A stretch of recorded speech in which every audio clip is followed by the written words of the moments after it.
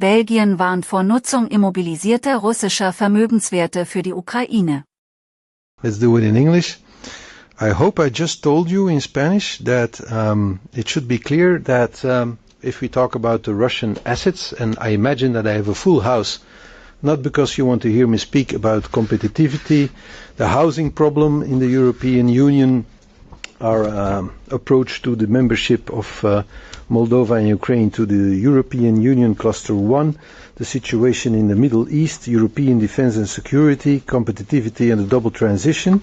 If so, please ask me questions. If not, I suppose most of you are here to talk about the frozen and immobilized Russian assets. And maybe it is important to underline, first and foremost, that Belgium does not want to see €1 of that money returned to Russia. The philosophy has always been, and that's normal if you talk about immobilized assets, which are sovereign assets, it's central bank money.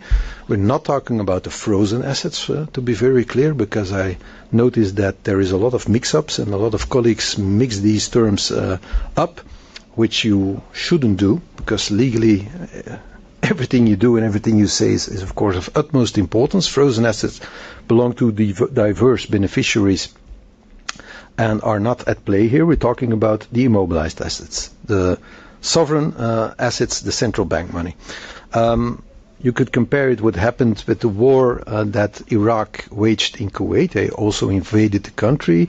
Their sovereign assets were also immobilized, and after the war the money was used for the reconstruction of Kuwait. And that is until now the philosophy that Europe has followed, and other nations as well. There are immobilized assets in Japan. 50 billion is in Japan in immobilized assets, and there are amounts in immobilized and frozen assets in the UK, in Canada, in the United States, in Switzerland, and other nations, and they're all immobilized. So the entire world reacts in exactly the same way. You immobilize central bank money, you wait until there is a peace treaty, and in that peace treaty you get a signature of both parties, and there is an agreement on what should be done with the money. And our philosophy has always been, at the end of the day, Ukraine needs to be reconstructed. That will probably take hundreds of billions of euros to repair the destruction, and at that moment the Russian money can be used because it will be also legally possible in the framework of a peace treaty. Now, the proposals that can be made, because until now I haven't seen any concrete texts yet, because I haven't read any concrete texts yet, but I have been explained, of course, what a new proposal can look like, and the new proposal is that we are going to do something that has never been done before. We're gonna not confiscate, because we cannot use the word confiscate, but if it looks like confiscation, smells like confiscation, and it talks like confiscation, maybe you could call it a sort of confiscation. You're gonna take the money, but it is now at the ECB. So Euroclear has all kinds of assets that have turned into cash. The cash is deposited at the ECB. You have windfall profits that are used to pay the G7 loan, and then you have tax money in Belgium on these windfall profits that is used for the bilateral aid to Ukraine. That's the chicken and the golden eggs. The eggs are given to Ukraine, the chicken is sitting at the ECB, but it is the chicken of Euroclear which represents the claim that Russia has on its sovereign assets. If you take the chicken and you start eating it by giving loans to Ukraine, saying you can start and eat the chicken, then you're in a different situation. Legally, you're in a totally different situation. Can this be legal? This is a very good question. It's a very good question. There are no clear answers. If you ask lawyers, they usually present you also with a big bill. You have to pay them an enormous amount of money, and then they give you a text that you don't understand. And then you get a second opinion of another lawyer that you even have to pay more and that you don't understand as well. And is it possible? Is it not possible? There's no clarity on that. In Japan, they have decided not possible. Central bank money is immune. We're not going to touch it. There's a certain logic to this. Even during the Second World War, this did not happen. Immobilized money is immune. It's like an embassy. You don't touch it. You don't use it. So it's a first. We're in uncharted waters. Is it legal? Is it not legal? That's the very first question. What is the legal basis to do this? It is unclear. It's a matter that needs to be solved. Before we can go forward on this, I think everybody would sleep better if we would know that the legality of it is underpinned. We will in any case be buried in litigation. That seems like a certainty. I don't think that Russia will take this in a nice way. I heard a Belgian journalist on television say, "Oh, I have the impression that for Putin this money is already written off." I do not have that impression.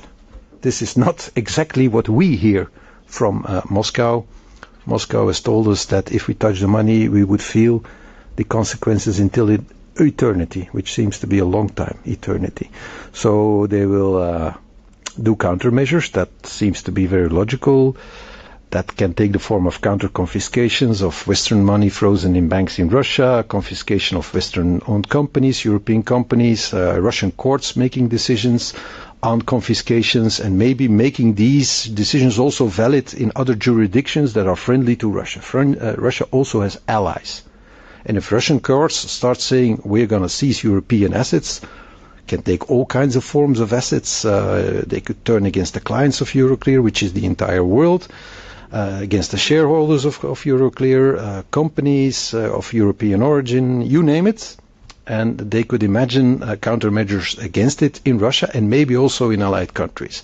So it's risky business. I think an analysis on what the consequences could be would be helpful before you take a decision, that everybody who is on board, if all the member states are on board with this decision, that they need to know what they are risking. But of course, besides the counter-confiscations and the countermeasures, we will be buried in litigation. There is already a lot of litigation running. Because, of course, we have a treaty with Russia. It is the Belgo-Luxembourgian investment treaty. And that foresees arbitrage and proceedings. And already on the frozen assets, we are under arbitrage. There's one of the oligarchs, Mr. Friedman, who is claiming countries with frozen assets like Luxembourg. He has 8 billion there, frozen, not immobilized. And he's claiming them for 16 billion. That's not very nice.